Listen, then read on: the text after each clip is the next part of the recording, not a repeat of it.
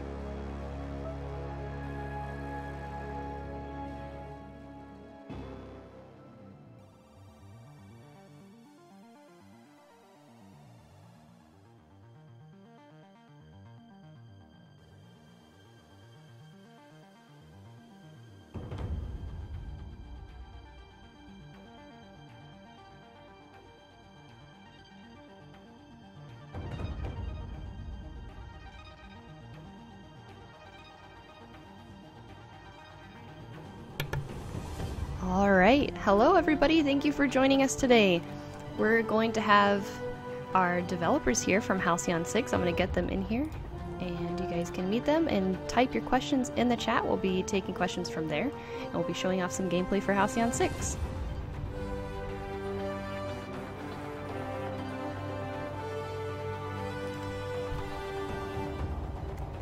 Hey Felicity, hey Ken. Why don't you guys go ahead and introduce yourself, and Chris, you as well.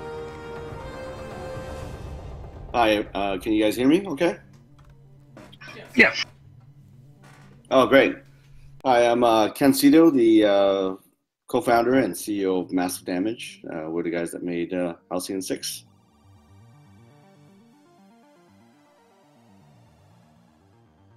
Felicity, if you want to introduce yourself.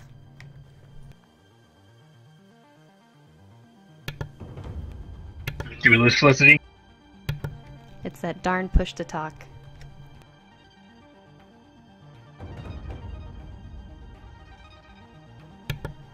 Chris, why don't you go ahead? Alright. I am Chris. I work at IndieBox. I handle customer service and events, etc. Looks like we're having some technical difficulties with Felicity. Let's see if we can figure that out. I don't think I'm on push to talk. Is that because of our device, or? It's a setting you can add if Okay. you have. She said she has cats that might be driving her crazy in the background. Ah.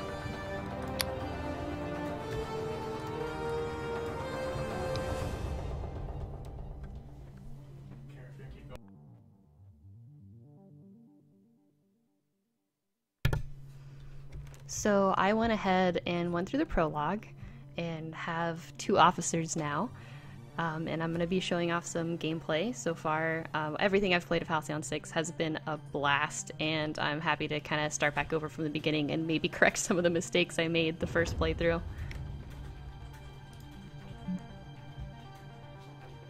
Yeah, I don't think you're super far in yet, so I'm not sure if there's much to correct. Well, the, you know, kind of taking it slow and making sure that I'm exploring inside my spaceship and recruiting as many officers as I can, stuff like that. And Yeah, I would definitely venture. I think it's safe to venture further in and see if you're, you know, might as well get kind of familiar with a whole bunch of different stuff before restarting. Because then, if you get past a certain point and then you know, for some reason are struggling again, then, you know, you don't want to restart yet again unless you actually want to. Some people do that quite a few times just for fun, but yeah. Since the customization update, the way the ships work now, like you actually have a lot more freedom as to how you want to compose your fleets and the powers once you get a little further in. So it's not as very cool. Yeah, it's not as locked in anymore.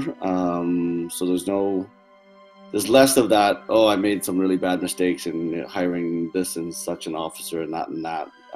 Once you know, kind of dig into the meatier section of it, it's a lot more. There's a lot more nuanced kind of customization you can do that will change the way you do combat just from fight to fight. So yeah, that's one of the big things we implemented in the last update, which everybody seems to be pretty happy about, or most people seem to be pretty happy about. Our ratings have gone up a bit.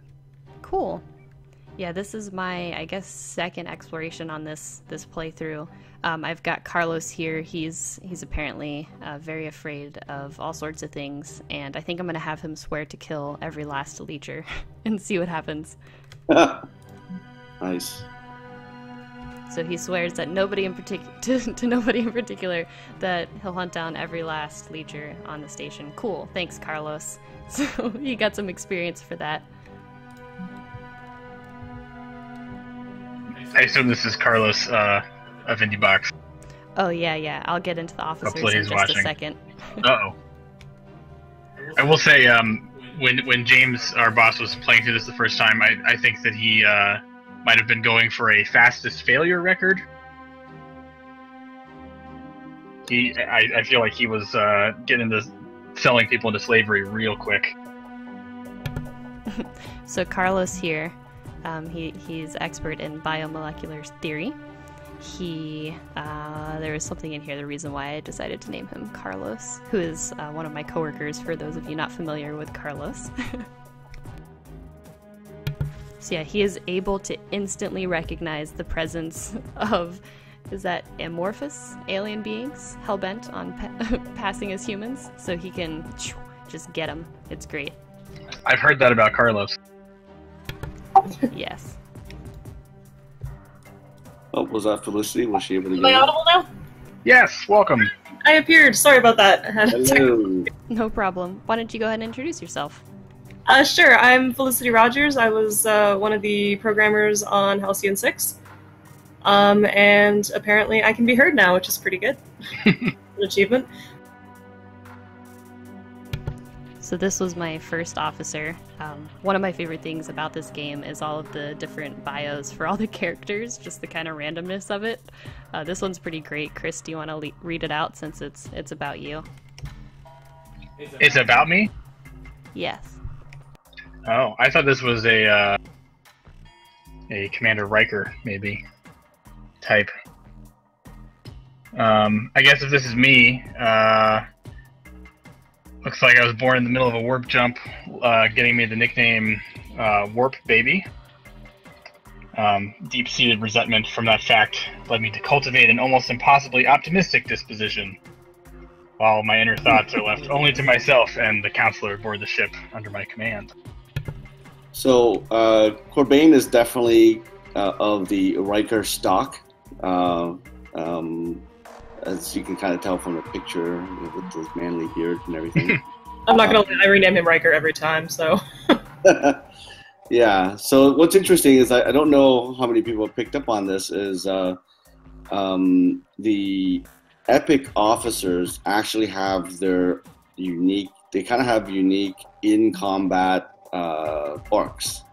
So if you happen to be paying attention a little bit while you're in combat using Corbane, you'll see that when he gets hit, he'll say things like, "Great, I get to repair that later."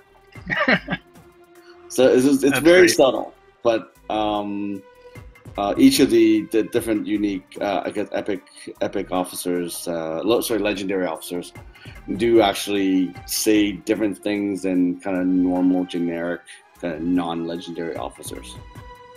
That's very cool. So Corbane it shows his impossibly optimistic attitude in combat, when he hits stuff or when he gets hit, or other circumstances that cause him to kind of bark up a bit. My personal favorite's Lucas Beaumont, the science guy, who's very polite and professional until you get him in combat and suddenly just goes complete blood wrath on everything to the detriment of his entire crew. Yeah, he's very nice until something kind of snaps and then he says things like, "Die!" Just randomly. That's awesome. Yeah. And I guess that's something that you kind of notice more on subsequent playthroughs too, because you explore different characters and make different choices and get to see how someone is different. Yeah, sorry.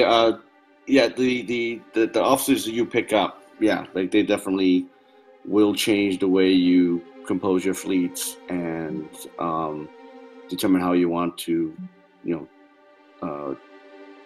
move towards your different kind of combos that you want to build. So some of them have very, very strong synergies with other officers and particular ships as well. If you play around with it enough, you can find them very, very kind of optimal kind of loadouts with them. And then, like you were seeing with the base exploration event, a lot of them have personality traits that will sometimes pop up, an extra dialogue option or an extra way of dealing with a problem that ties into their backstories, and is sometimes more effective and is sometimes disastrous, but does mix them up a little bit. So they actually have sort of negative options that become open based on who you're playing in? Like they can make things worse? Usually, sometimes you can make things more violent, but usually it's a benefit because you brought somebody new in. But so I think we probably have some people in the chat and that will be watching this after the fact that might be new to Halcyon 6. Maybe let's do a quick overview. Should I do it, or somebody else want to do it? If you'd like, yeah. The Halcyon 6 was conceived almost like a love letter to the games that we used to play back in the ancient days of the 90s. When a lot of space games like Star Control 2 back then, and some other games like Starflight and so forth, they didn't really stick to any one genre. They were always kind of blended games of, like, Star Control 2, for example, had like adventure kind of game elements as well as some role-playing game elements, but then the combat was arcade. So it was really, they didn't stick to any particular convention, and I think, they just made cool games that were fun back then. And I think, we these days, I was just seeing how a lot of the space games that were out there were either, you know, hardcore, you know, 4X style games like, you know, like Stellaris, which is a great game, but it's very much, you know, in a traditional hardcore 4X style. And, you know, on the opposite side of the spectrum were games like, also games I enjoy, like, you know, Mass Effect, and which is like, you know, RPG, but, you know, definitely started leaning more towards full, like, first-person shooter with RPG, you know, kind of wrapper around it. And I just there was like a lack of games that are kind of more in the middle, or something a little more representing the various kind of gameplay types that used to be all wrapped up in one game before. And so it was definitely an experiment for us to put together a game that has like base building, has some RPG elements, has some 4X elements, but kind of try to distill the essence of all those things and put it together just to make the game fun. That was really the core intent, was to make sure no matter what we put in, it was going to make it more fun. Nothing was put in just for the sake of putting it in. So it's kind of like a big toy chest of, like, you know, general labels, stuff we like, and then just pull out all the things. Maybe we can stick this on here, see if this works here. And it took a couple iterations. There was definitely phases where it was like, you know, when you try to glue together like all the coolest bits of one of your Warhammer figs, and you end up with a guy with like guns for hands, and you're like, oh, that's not going to be very effective for you, is it? But once we got there, we ended up with something that we were pretty happy with. Although if there are any officers in this game with guns for hands, I am totally on board with recruiting them. I would be very happy to create one. I think that would be awesome. But I don't know how the animator would feel about that. But speaking as a programmer, I'm going to go ahead and commit to the animator doing this. That would be so cool. It really is. I think you guys kind of nailed it with getting all those different genres together. I sort of came into, like, I didn't play a lot of those older games, but I was a big XCOM fan, and you touched on Mass Effect and that kind of thing. So it spoke to me in an interesting way, but it was also cool to kind of get a window into those classic space strategy games too. Dun dun dun. Kara, do you want to talk a little bit about what you're doing here? So I'm fighting space pirates. Pretty self-explanatory, but so here are different abilities that I've chosen on my ship, the Rogue Legacy. It's the first ship in my fleet. I haven't really built up my fleet yet, still working on gathering materials, so just kind of going through and exploring through space and clearing out pirate guys when I can, and collecting materials so I can continue to build up an awesome spaceship fleet. Yeah, I would definitely recommend getting to the second ship as soon as possible.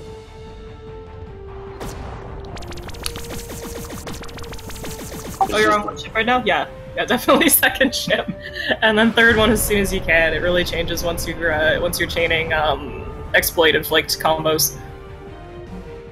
Yeah, I gotta get that money though. Yeah, what I usually do is start exploring the systems that are within the old Terran Federation space, because not a lot of people are aware that if there is a refinery in that system, you don't have to wait until it's attacked before you can start getting stuff from it. So it's good to send that one ship kind of from system to system hopping, and see if you can find the refineries that are in there before so you can collect some stuff in order to get to your second ship. That is good to know. I was definitely waiting until things were getting attacked. Yeah, don't need to wait. You can go exploring and start kind of reconnecting. So what's happened, the reason why you're not aware of any refineries yet is that because of the stuff that's happened, all communication was kind of broken off. So and the sensors got all wiped out. So that basically that's why you don't know until you get to the system what's there. Yeah, just go randomly visiting. They'll be crazy happy to see you, assuming they haven't been brutally murdered by existential monsters from beyond the stars. and then you get more stuff. Yeah, yeah, and sometimes you will find that it's already been wrecked, but there's it's better than nothing. Be prepared to fight some stuff on the ground though if you decide to continue exploring further. Tara, did you name your ship the Rogue Legacy? Yes. Chicken Assault pointed that out in chat. That's a great name.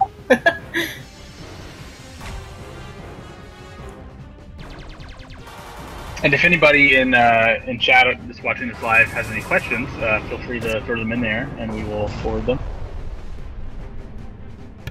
And for those of you that are unfamiliar of why I named it the Rogue Legacy, so the ship originally is just the Rogue model of this ship, and you can edit names on things, so I added Legacy to it. And that's an indie game. Right, that last bit. Oh, so while you're fighting the pirates, the attack that causes the engines down, that one's the most powerful against pirates currently. Good to know. Yeah, you'll see that when you hover over a ship after you picked an attack, it'll show you if you are taking advantage of a weakness on against that particular attack. Like you hover over a ship, you'll see in if a ship was weak to a particular attack, it usually is a significant bonus to the damage. So, and you can see exactly how much. The Dons has a question. How long did the game take to develop from ideation to Steam launch? We were kind of banding around the idea around the summer of 2014, but we didn't really continue working on it until just before, a couple months before we launched our Kickstarter. So once we decided we were going to do Kickstarter, we started working on it in earnest again. We actually changed art styles from the summer of 2014 to early, I guess like late 2014, early 2015. And it took us a couple months to prep for the Kickstarter. So in total, probably about just under 2 years to make the game. And you're still working on it. I've noticed you guys have been hard at work, listening to feedback and putting out updates, like both big and small. Yeah, we have a bunch of Kickstarter stretch goals that we want to get out there. Well, because that's what we promised. But at the same time, like when we see feedback regarding certain systems, we definitely try to take those to heart and kind of re-examine how we, how we build certain things, like the way we did our combat, and that's why we were able to release an update like we did last Thursday, our first major update, combat customizations, and like I said, that's actually gone over quite well. It allows people to create almost unlimited kind of different kinds of fleet combinations, whereas before you can only just kind of pick which ships you want to bring along. Now it's like which ships and then which powers you want to load into those ships, and those are all unlocked by the research that you do. So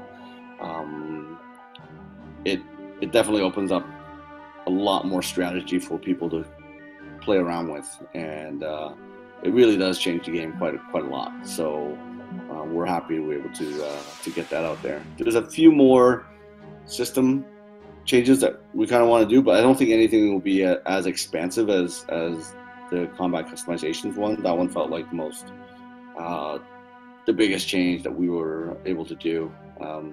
Any of these big changes requires quite a lot of testing and balancing. So I don't want to change the game too much more beyond this point from a system standpoint, but we definitely want to continue adding content. Yeah, content's definitely the biggest thing I want to add. I mean, we put a lot in at the beginning, but like it's supposed to be space, and we're talking about the games that inspired us. What a lot of us, I think, really liked about them is how big they felt and how many possibilities it felt like they had. That you have this whole galaxy to mess around in, and who knows what's going to happen. So it's the kind of thing where you can keep adding content forever. But yeah, definitely some more in there would be nice. but I would never stop. Oh, and just to give you a little preview of what's coming up next week, we're going to be launching our first big content. I guess it's a free DLC. It'll probably just come in under update, but technically it'll be one of the stretch goal DLCs. So it's a diplomacy pack that will have. I think the current count is somewhere over 25 new diplomacy related missions. I think it's in the region. Wow. Yeah. Yeah, so that's going to be pretty cool. And this is basically going to open up the Act 2 of the game, where you're dealing with a lot more of the alien races and trying to curry their favor. And this is going to be one of the it's going to be a nice addition to the game. It's going to kind of make Act 2 a lot more varied, and that's our first content pack. We got more coming, so it's pretty exciting. This little interaction is so great. So these guys show up and they're like, "Hey, yo, what's up? You need some help?" And it's like, "Oh yeah, I would love some help. Like, you want to give me some supplies and ships and stuff?" And he's like, Of course, we can't offer you physical aid per se. We were imagining, more like counsel advice." It's like, "Oh, okay, thanks." Yeah, the Corsan are a pretty interesting bunch. All of the different alien races we kind of assign a certain personality to them. So as you keep interacting with them throughout the game, you'll definitely reveal more and more about what they're actually about.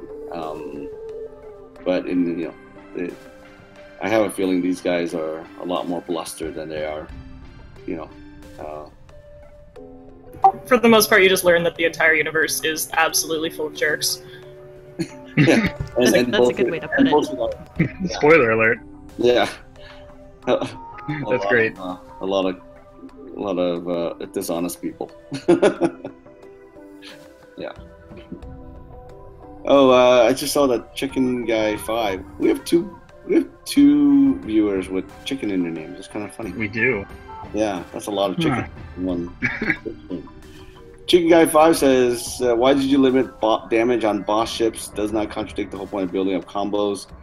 That is a good question, and I'm going to completely deflect that to my brother Gary, who does all the balancing in our game. So he's the balance villain. I would totally pose that question on our forums, maybe specifically mentioning him. I think on Steam his name is Grendel. You'll see him on the Steam forums. He answers a bunch of questions here and there occasionally, and I'll be sure to poke him and see if he can give you a proper answer on that, because I didn't do the balancing, and I'm totally happy to throw him under the bus for that. But thanks for your question. I wonder, are you guys at both Felicity and Ken? Are you guys at a point where you're able to go play other things, or are you still kind of crunching on this game, or is there anything else you guys that has your interest right now? Oh, I think we're always. I think that with the team, like we're gamers through and through, so we're always probably playing a little bit of something else. I think as a game designer or as people who work in games, it's always good to play a lot of different games, and you never know where inspiration is going to find you. And sometimes something completely unrelated will spark an idea in your head that will make for a good addition to the game that you're working on. So yeah, speaking for myself, I think what am I playing right now? I think I'm playing a little bit of The Division. Ever since they put out their 1.4 patch, it's actually pretty cool. I don't know how much longer I'm gonna play because I'm kind of a solo player. I don't really.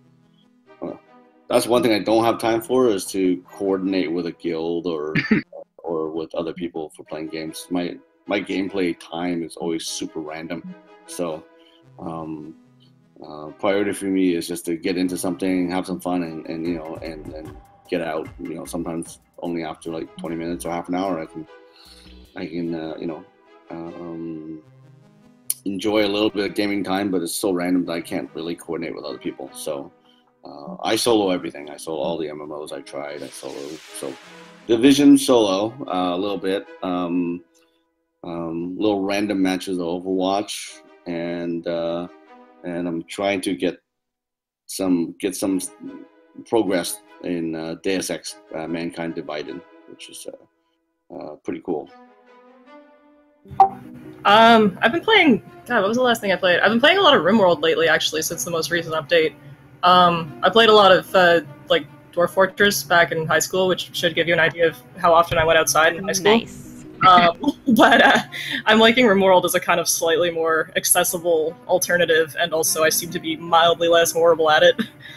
I also started cracking open the mod tools in Crusader Kings 2, which I love that game, but I've never really looked at the modding stuff before, and like, I guess it's a weird mentality, but games I like, one of the first things I want to do is, oh, what happens if I just rip this open and mess it up now? But it's amazing with games like that, how a lot of the time the mods become the game. Like, there's that amazing Game of Thrones mod for Crusader Kings 2, which is really, really fun and gave me several new hours on a quite old game. And yeah, I think that's one of the reasons that I'd like to put modding stuff in Halcyon 6, just to open it up like that for people with different ideas and stuff we never would have thought of.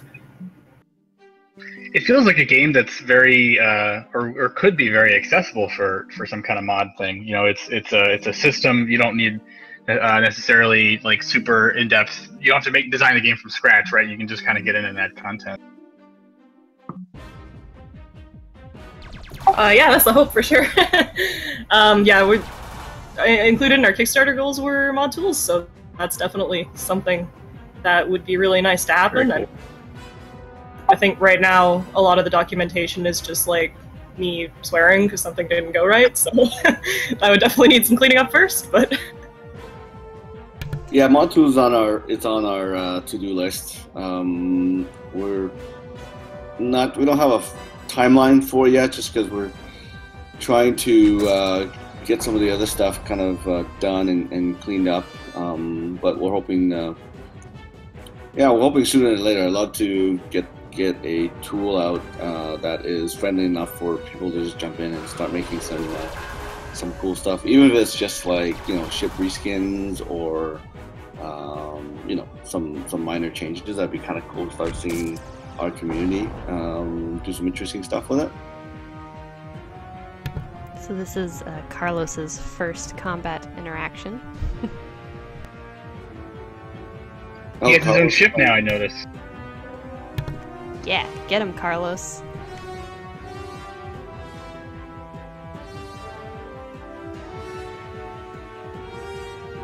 Kara, do you want to tell us a little bit about your second ship in the Indie Box fleet? Oh no, I haven't named it anything clever yet. Carlos, if you're still in chat, what should I name it? And hopefully, if you survive this encounter, I'll get to name it.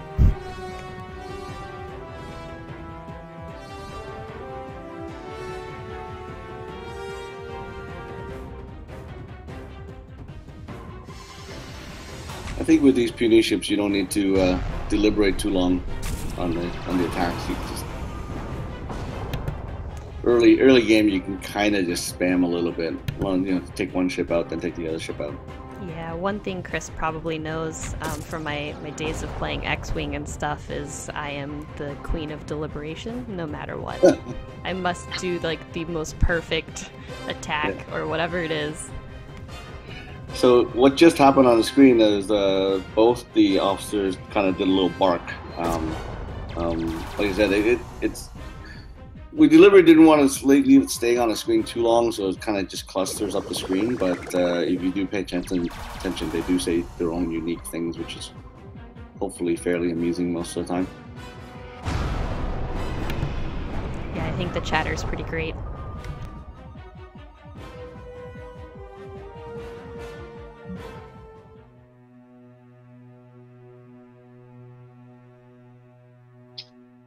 So one thing I also noticed is on the ships, both the enemies and on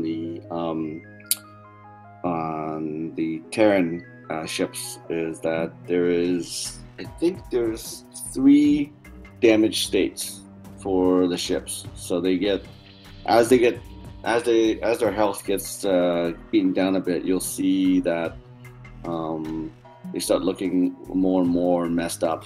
On regular ships, they look like the panelings come off, or bits of stuff has been burnt away and gouged. And on some of the more crazy alien-looking ships, they look a little more oozy. So it's we spent quite a bit of time on making all those damage models. I forget how many total ships there are, but I feel like there's something like over maybe about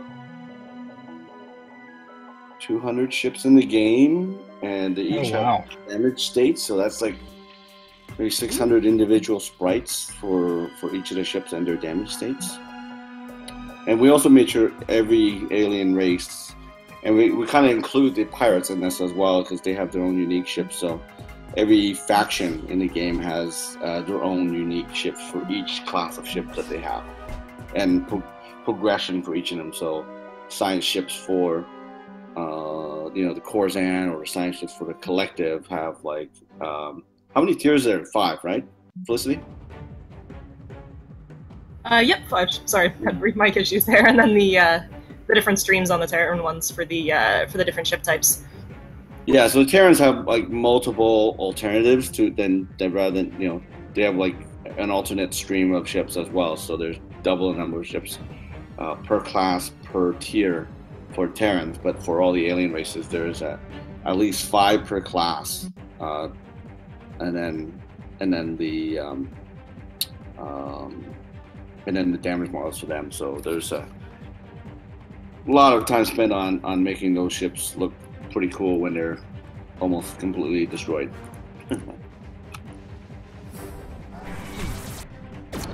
Oh, you're in ground combat now. Oh, nice. We get to see Grizzly Death.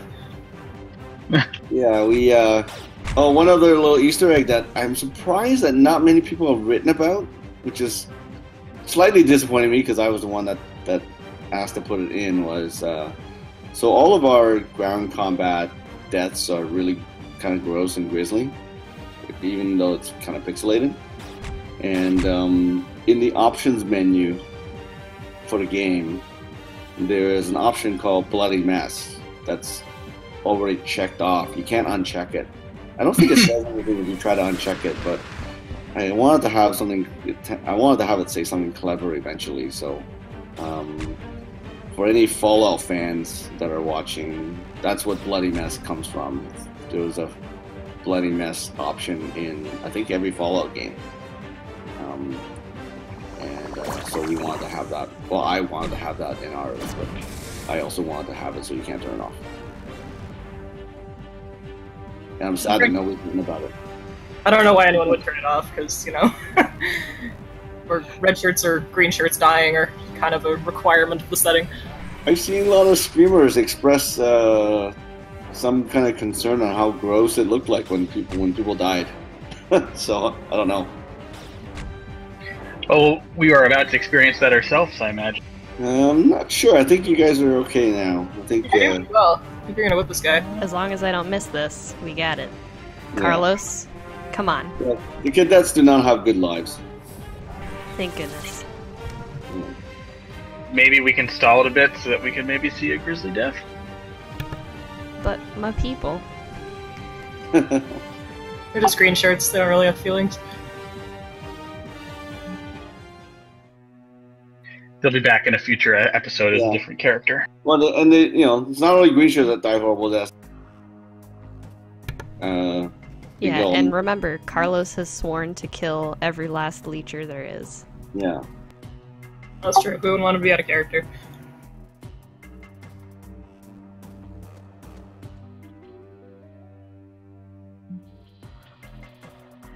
One more day to finish exploring that room.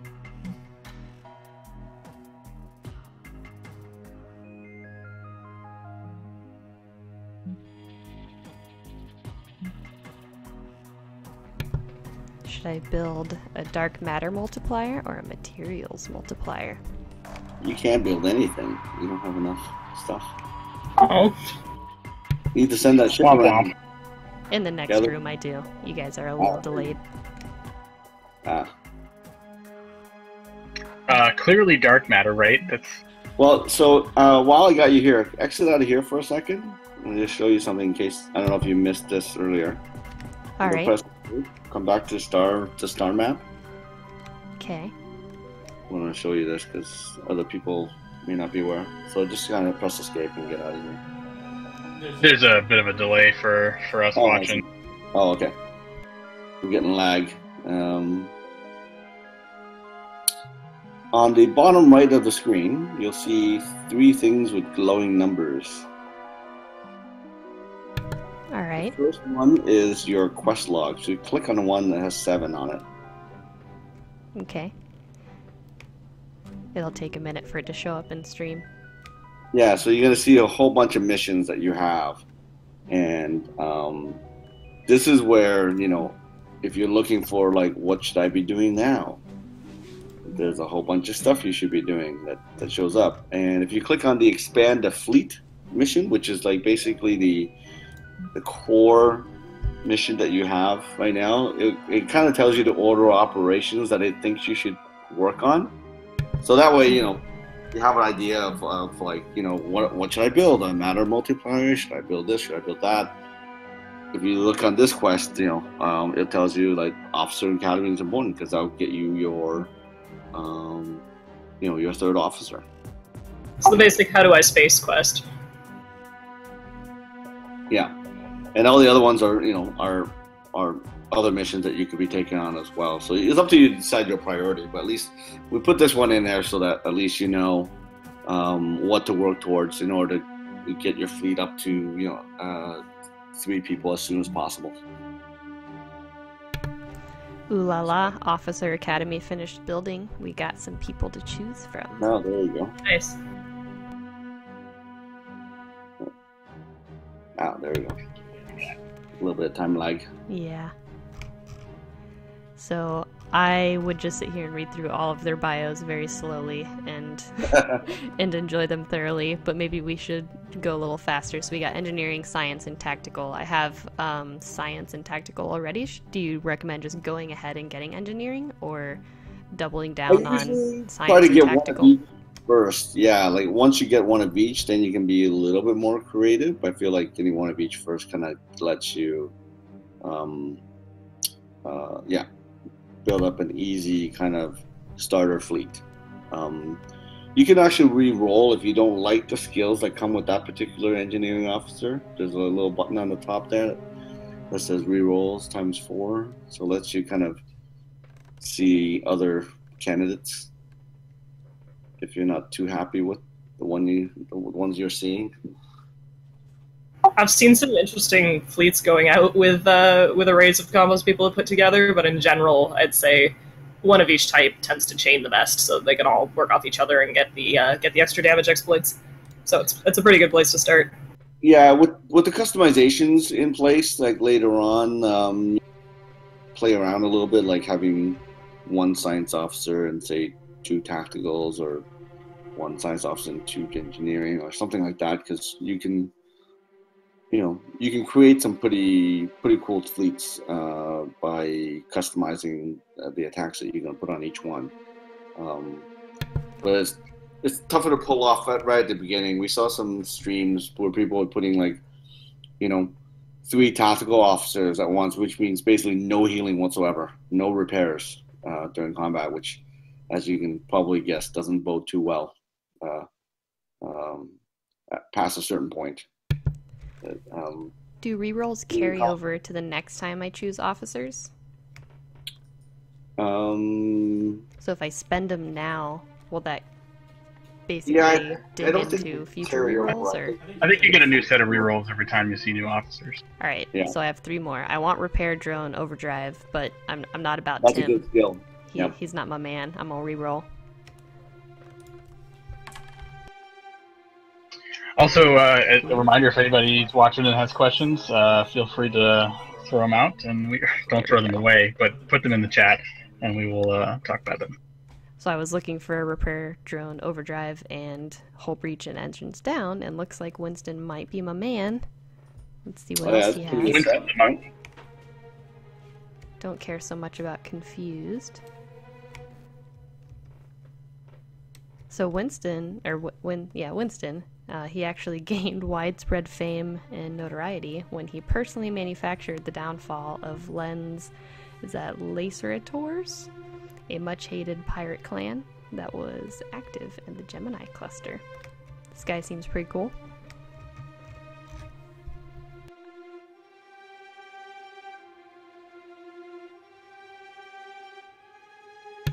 So we've got a bit of a hero here, Mr. Winston. I think I'm gonna take him. I don't know who I'm gonna name him after. Any suggestions?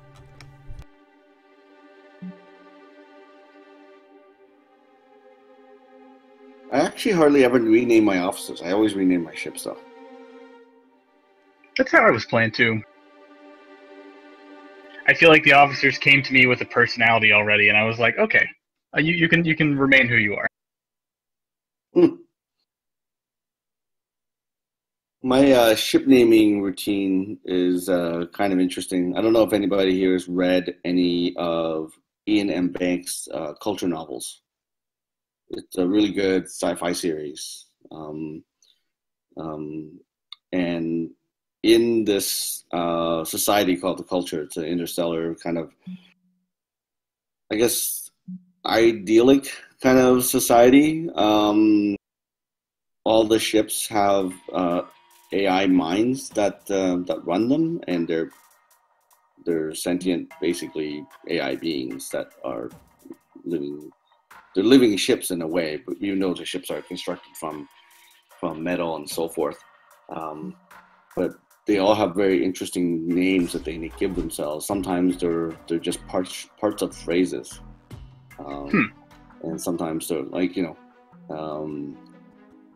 some great ones. Exactly what it says on the tin. There's one that's like mistake not for like this like massive paragraph about how like it might seem all chill and even tempered, but don't piss it off. And there's some fairly awesome ones. Gunboat Diplomat. I will have to check that out. That sounds great. Yeah, sounds like my kind of series. Yeah, I would definitely check out. There's not really a sequence of them, but it's kind of a sequence more as in timeline as opposed to characters progressing from one novel to another. I don't know how many novels he's written within this culture series, but it's quite a lot. I think one of the earlier ones was Use of Weapons, and that was probably one of my early favorites. And it's as much of a sci-fi book as it is almost like a psychological thriller. Oh wow! You're speaking my language. Yeah, it's pretty badass, that one. Yeah. So I guess I've got a question to kind of circle back to something we talked about earlier.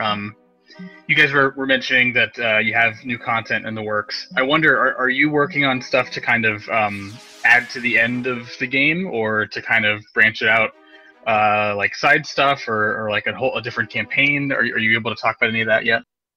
Yeah, we actually do have plans for. They're part of the Kickstarter stuff that we're going to be working with the backers. Is there's some I guess custom what we call challenge campaigns that we're going to be working with some of the backers on, and we're still trying to figure out exactly how those are going to play out. But I think they're basically going to be smaller, tighter campaigns that can be played outside of the main campaign. So those would be kind of fairly easy, I think, for us to add on later on.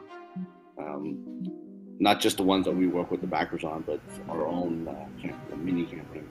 And then in the next update, we're cool to talk about that, right? Which one? The immediate next one? Or? The upcoming content one with the quests and all that. Oh, the diplomacy, yeah. Yeah, okay, awesome.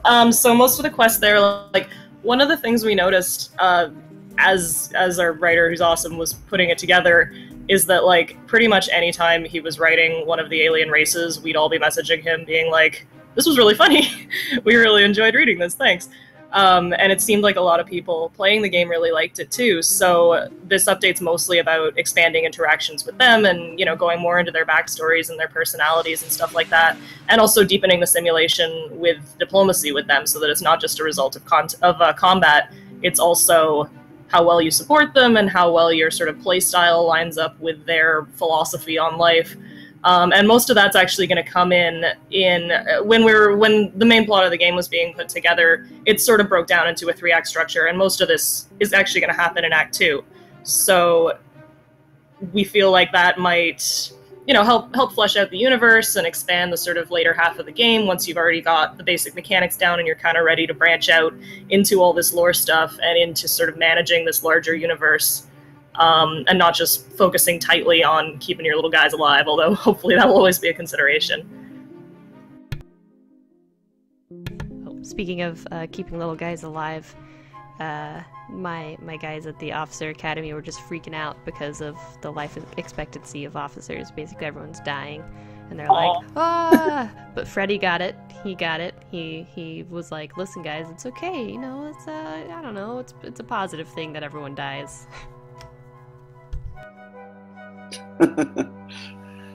Yeah, I think there are some definitely questionable methods of the way the Federation is dealing with cadets. It's okay. It's the only way they learn. No. Oh, I actually did find the full name of that culture ship. From which novel is it from? I just finished reading it. I don't know why I'm blanking. Anyways. So the full name of this ship, which it gave itself, by the way, and it's a kind of a seemingly, its short form is just Mistake Not, but you find out later that his full name is Mistake Not My Current State of Joshing Gentle Peevishness for the Awesome and Terrible Majesty of the Towering Seas of Ire that are themselves the milquetoast shallows fringing my vast oceans of wrath.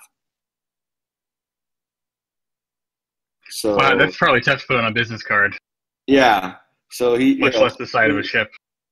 Basically, people don't find out his full name until they have earned the unique privilege of, I guess, this ship revealing itself to be how badass it actually is. Yeah. That sounds very cool. Yeah. It's a pretty crazy name. I think it's really interesting how much other sci-fi universes have informed like the development of Halcyon 6, or at least, you know, what it looks like. Like there's definitely a lot that it brings to the table on its own, but I wonder, was your team like were you all kind of reading the same books and watching the same stuff, or is this kind of does the game reflect the different interests that everyone on your team has? I think we have some overlap with each other, but yeah, I'm not sure. You know, we've definitely all seen, you know, Firefly and Star Trek, and some of us. Our Netflix account's definitely got to work out through this. Yeah. And we definitely kept going back to Star Trek and Firefly and Battlestar Galactica and all those classics, but I think we were also somewhat firing off in our own directions, so made it more of a pastiche than it already was. Yeah, I mean, like, all of us have, you know, slightly different gaming history. So, oh, look who's visiting on the. Uh-oh. I will point out, it looks like Pinkersnitch was also rooting for a green shirt to die, so maybe we can make that happen.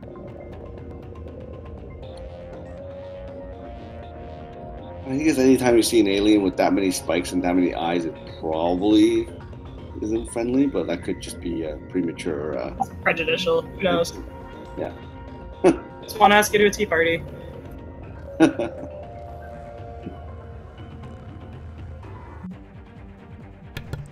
Uh-oh. Hope we survive.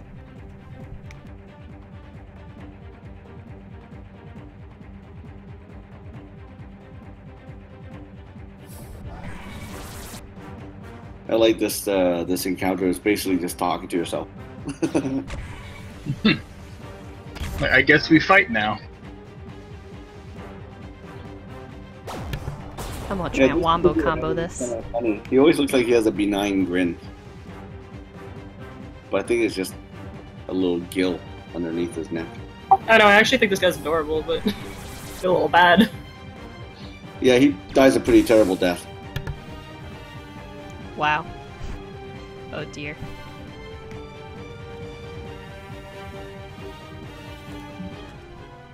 Yeah, I think he's gonna get stomped before the green shirt can get killed.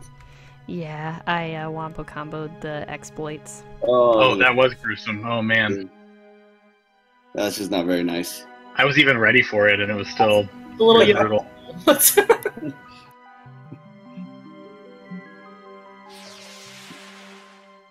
Hopefully nobody's out there trying to avenge him.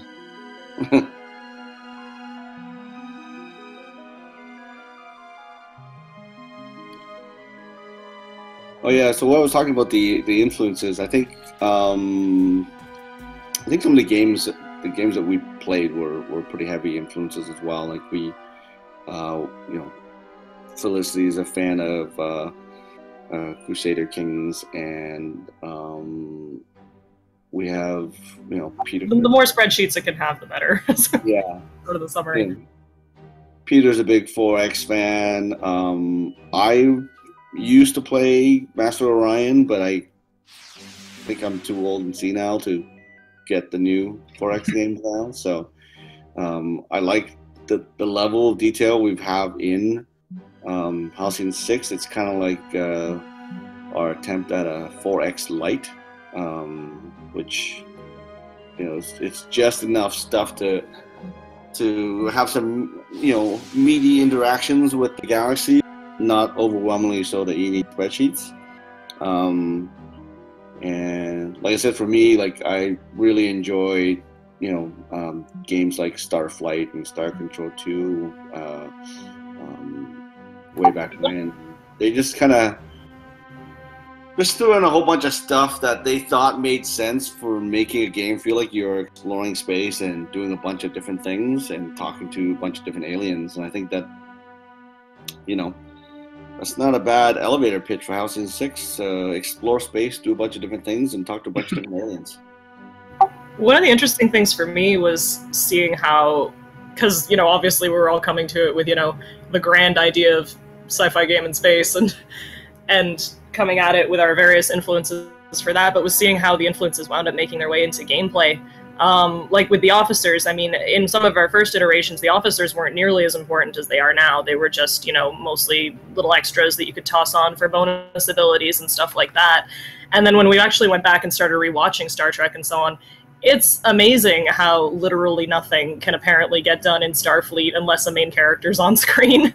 So we decided that we actually wanted to make that a gameplay mechanic. And, like we were talking about influences, I play a lot of video games, but I also play a lot of board games, and a lot of the time in those, your little meeples or your little people are essentially your turns. So we kind of started thinking of the officers like that they were the number of actions you could be taking at a time, because the green shirts, as we've seen by the way they just die all over the place, are not really competent to be left on their own. So they wound up being the Star Trek officers with, little plot lines based around them and little episodic adventures. And yeah, I liked seeing how we started with a show we all liked and wound up with a major mechanic. That's pretty cool. That's a great answer. So Rats Gobbler in the chat has also a good question, kind of on the Star Trek theme. Is there a mission that resembles the Kobayashi Maru, the no-win scenario from Star Trek? No, but there absolutely should be. I'm going to put that on the list. Yeah, that might be in a future update. Wow, thank you for the suggestion, Rats Gobbler. I forget how many more, mission packs that were on capped to build, but I think it's at least a few more. So there's a bunch of on the Kickstarter stretch goals that we want to develop. Some more stuff happening on the Starbase, and a few more things to deal with. Yeah, like some more rooms on the Starbase we want to build, and then some more stuff related to that. So yeah, it's gonna be lots of opportunity for more missions and things that will be obviously, inspired by some of our, favorite sci-fi shows and stuff, at least in a cheeky manner. So we are coming up here on 6 o'clock. Before we go, is there anything you guys wanted to touch on that we didn't get to touch on yet? Let me think. Well, I think the only thing is that we're looking forward to getting our indie boxes ourselves. So, yeah. So that can't wait to see that. I have a space on my shelf ready for it to go, and I think anybody who's watching now is kind of curious about Halcyon 6 and where it's going to go from here. Like I said, our current update trajectory has a whole bunch more content updates that we're bringing to the table. I think one more major kind of tweaking update that might open up a game system here or there inside that's currently there. I know I'm trying to be a little vague, but it's just because we're still kind of trying to decide what we want, how do we implement some of the stuff we want to do. But it'll be more in the vein of what we launched, combat customizations, where it takes an existing system we have and just kind of opens up to more options and allow the player to do, to do a lot more with the existing stuff in the game. So I think what we wouldn't want to do is change the game anyway in a significant manner that changes the way that it currently plays. But we definitely want to give players more agency in how they approach the various aspects of the game. So that's, it's right now it's selling quite well. So we're really happy at the response that we're getting, and we,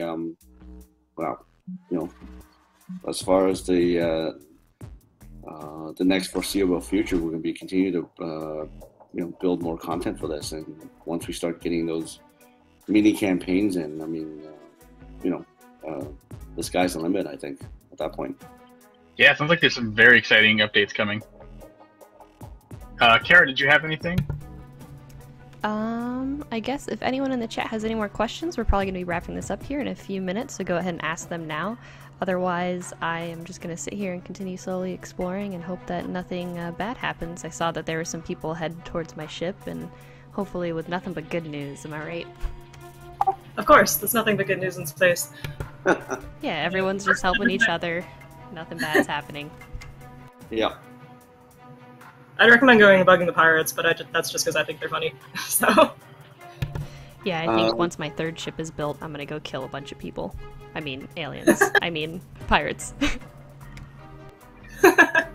Chicken Assault asks, are there any android officers or any on the way?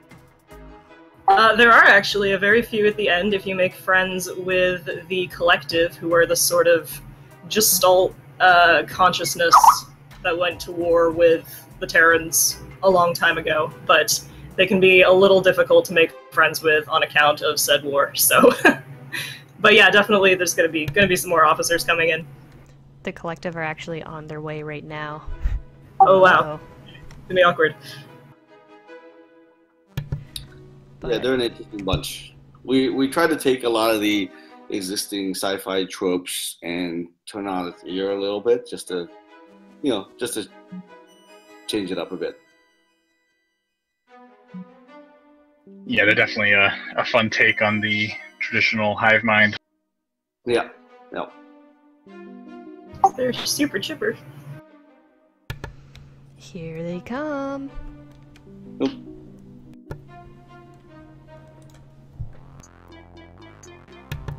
think I'm going to go through this encounter and then we're going to wrap it up. So if you have any more questions for the Halcyon 6 developers, do ask them in chat. Otherwise, thank you so much for joining us. I'm going to have a chat with this wonderful lady. She's so great.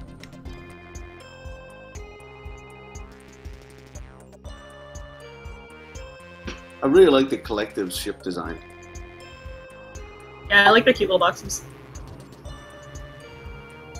I mean, if there's no more questions, I just this is my first ship project ever, so it was really exciting to work on, and I have to say it was really, really exciting to get to work first on something that lined up so much with my own sensibilities, and fun to work on something with a sense of humor and with aspects from all these other things that I liked. So I just have to say I'm really grateful to our Kickstarter backers and to the fans and just to everybody who helped make this happen, because it's been a blast to work on. So thank you.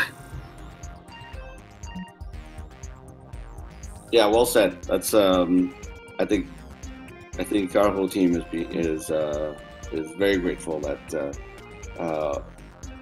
not only our Kickstarter backers, but those people who jumped on board during the early access kind of really helped bring this game to fruition. So yeah, big shout out to our backers and our early supporters for making this all possible. And for anyone interested in getting the IndieBox Collector's Edition, tomorrow, November 18th, is the last day to subscribe to guarantee your copy. As always, it'll come with a standard edition case with both the game disc and soundtrack.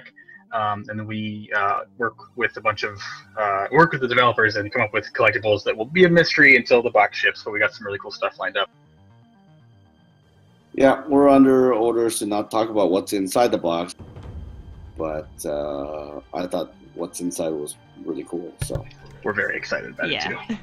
It's really hard every month to be like, oh my gosh, we're so excited for this month, and like try and sound genuine about it. But seriously, like every month, it's so great to work with you guys and to like work with new developers and to see the awesome products that we make for your game. And like, it's a blast. I'm sure you guys are super excited, like you said, to get your boxes, and we can't wait to send them out to everybody too. Yeah. Oh, Rats Gobbler, what do you mean about shields? That was the final question he had.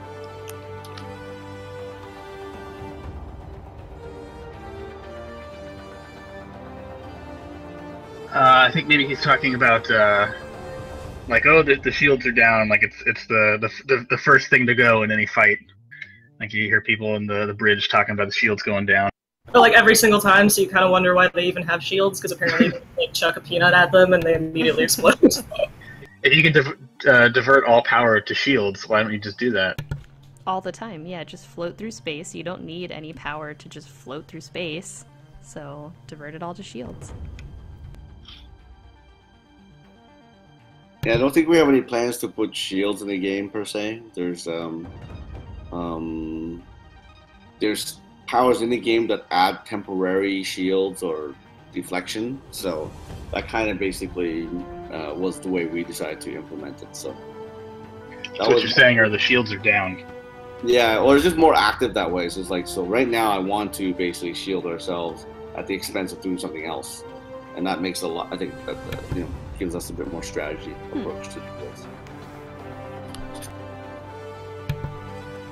Well, Ken and Felicity, it's been a pleasure having you guys here. I can't wait to play more of Halcyon and to also get my hands on my copy of Halcyon 6, the Collector's Edition. Like Chris said earlier, you have until tomorrow, midnight Eastern Time, to get a copy of Halcyon 6 reserved specifically for you, and we ship them out at the end of the month. And it has been so awesome working with you guys, and yeah, thank you so much for making this game, I guess. It's great. I love the soundtrack, the art. It's incredible. Thanks for having us, guys. Thanks for thanks for working with us on this stuff. And we can't wait to get our boxes as well. Thank you so much for having us. It's been really nice. Yeah. And I'm sorry about my tech getting there. All right. You guys have a great rest of your evening. Yeah, you too. Bye-bye. Have a good night. Bye. Bye.